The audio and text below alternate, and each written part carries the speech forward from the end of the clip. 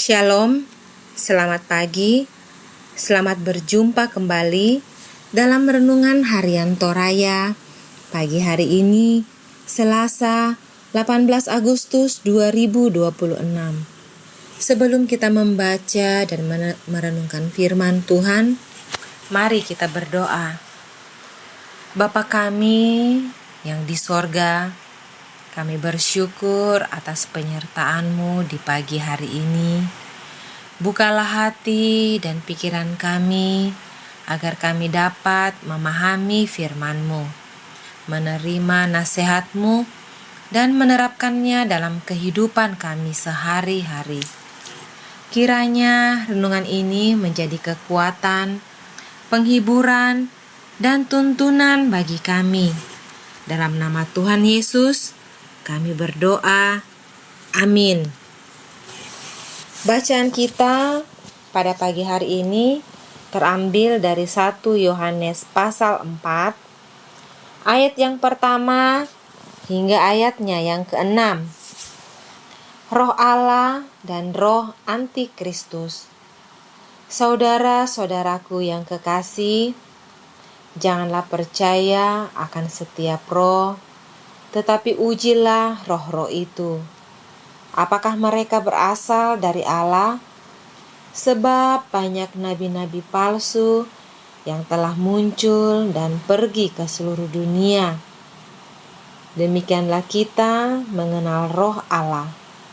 Setiap roh yang mengaku bahwa Yesus Kristus telah datang sebagai manusia berasal dari Allah. Dan setiap roh yang tidak mengaku Yesus tidak berasal dari Allah. Roh itu adalah roh antikristus, dan tentang dia telah kamu dengar bahwa ia akan datang, dan sekarang ini ia sudah ada di dalam dunia. Kamu berasal dari Allah, anak-anakku, dan kamu telah mengalahkan nabi-nabi palsu itu. Sebab roh yang ada di dalam kamu lebih besar daripada roh yang ada di dalam dunia. Mereka berasal dari dunia, sebab itu mereka berbicara tentang hal-hal duniawi dan dunia mendengarkan mereka. Kami berasal dari Allah. Barang siapa mengenal Allah, ia mendengarkan kami. Barang siapa tidak berasal dari Allah, ia tidak mendengarkan kami.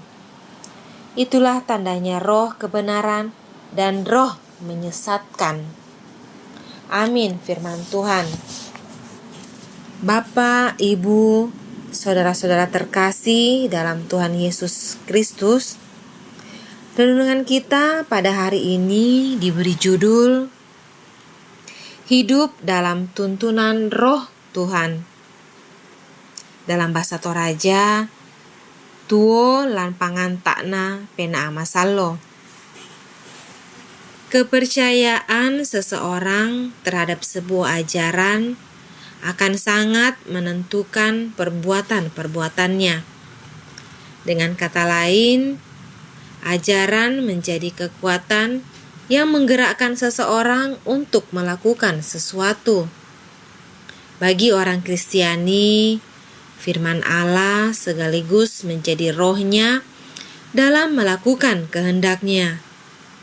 Setelah meyakinkan orang-orang percaya akan kasih Allah dalam Yesus Kristus yang menjadikan mereka sebagai anak-anak Allah, kini Rasul Yohanes mengingatkan kekuatan dalam diri mereka. Kekuatan yang dimaksudkan adalah roh kebenaran, yakni roh Allah yang memampukan orang percaya untuk membedakan ajaran yang sesat dari ajaran yang benar. Roh Allah jugalah yang memampukan orang percaya untuk terus melakukan kebenaran serta mematahkan ajaran sesat. Seiring dengan berjalannya waktu, muncul berbagai ajaran-ajaran yang nampak baik Namun tidak sedikit dari ajaran-ajaran tersebut sebenarnya tidak sesuai dengan dasar ajaran Kristiani. Karena itu, sangat penting bagi orang percaya untuk terus berada dalam kuasa dan kehendak Roh Allah. Ketika seseorang terus hidup dalam tuntunan Roh Allah, maka ia akan dimampukan untuk melihat dengan jelas ajaran-ajaran sesat.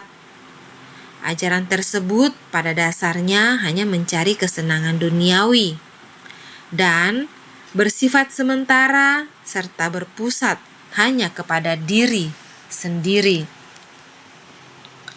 Orang-orang percaya adalah mereka yang telah ditebus oleh kasih Allah.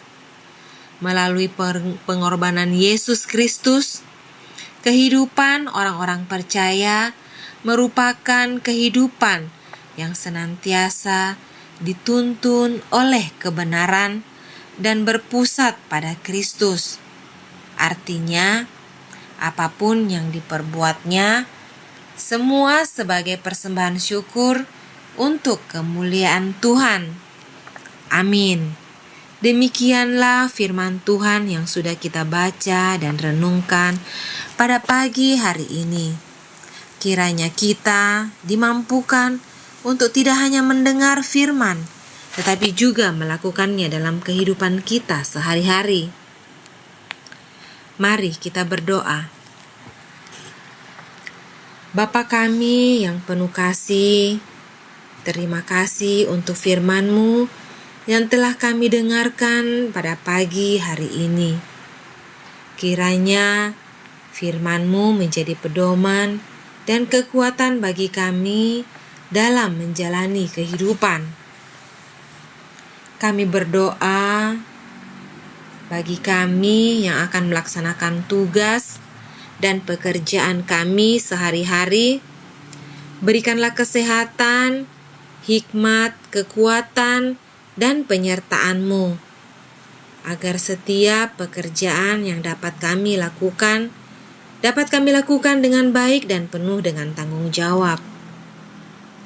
Kami juga menyerahkan anak-anak kami ya Bapa dalam masa pertumbuhan, serta yang sedang menempuh pendidikan di bangku sekolah maupun di kuliah. Berikan anak-anak kami kesehatan, kecerdasan, semangat belajar, dan pergaulan yang baik. Tuntunlah anak-anak kami menjadi pribadi yang takut akan Tuhan dan memiliki masa depan yang baik. Bapa, kami juga mendoakan anak-anak kami yang sedang mencari pekerjaan dan pasangan hidup. Bukakanlah jalan yang terbaik sesuai dengan kehendak-Mu. Berikanlah pekerjaan yang baik, serta pertemukan mereka dengan pasangan hidup yang tepat dan dapat bertumbuh bersama dalam kasih-Mu. Bapa, kami menyerahkan orang tua kami yang sedang menikmati masa indah di usia lanjut. Berikan mereka kesehatan, sukacita, ketenangan, dan kekuatan. Biarlah kami sebagai anak-anak senantiasa dapat mengasihi, menghormati, dan memperhatikan mereka.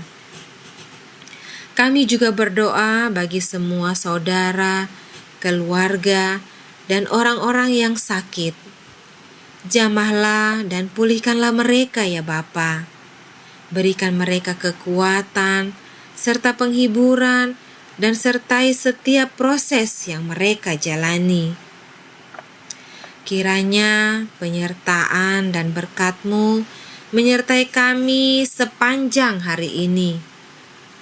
Dalam nama Tuhan Yesus, kami sudah berdoa dan mengucap syukur. Amin. Itulah renungan kita pada pagi hari ini. Selamat pagi, selamat beraktivitas. Tuhan Yesus memberkati.